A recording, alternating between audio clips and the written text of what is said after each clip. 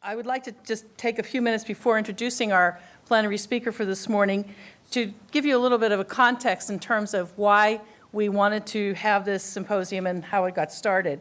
Well over a year ago, a few of us got together and said we would like to bring people together and talked about how we would accomplish the structure to have a group of people come together that don't normally meet. So for example, when we go to our meetings and so forth, scientists talk to scientists, architects talk to architects, planners talk to planners, but we don't get everybody together in one group, and that's what we hope, and I think we have to some extent succeeded in bringing together a very diverse group of speakers as well as attendees in the audience today.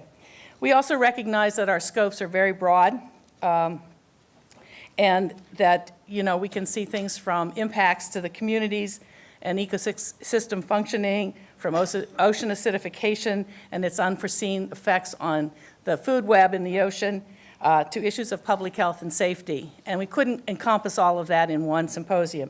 So we kept our focus primarily on water as the issue in our coastal cities and the people who live here, the infrastructure, and the infrastructure that we depend on for day-to-day living.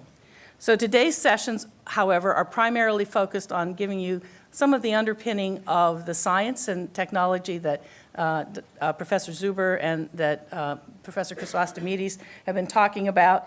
And then we move from there into talking about how this impacts the city or infrastructure and people and so forth over the next 2 days. So, and then the last sessions that we have in this symposium are really talking about looking forward.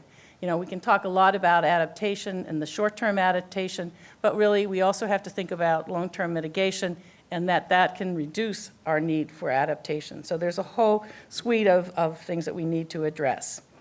Having said that, I hope that this call to action that we have at the end will inspire all of us to reduce our carbon footprint. And as I said, we're trying to do that certainly with our food sources today in our meeting.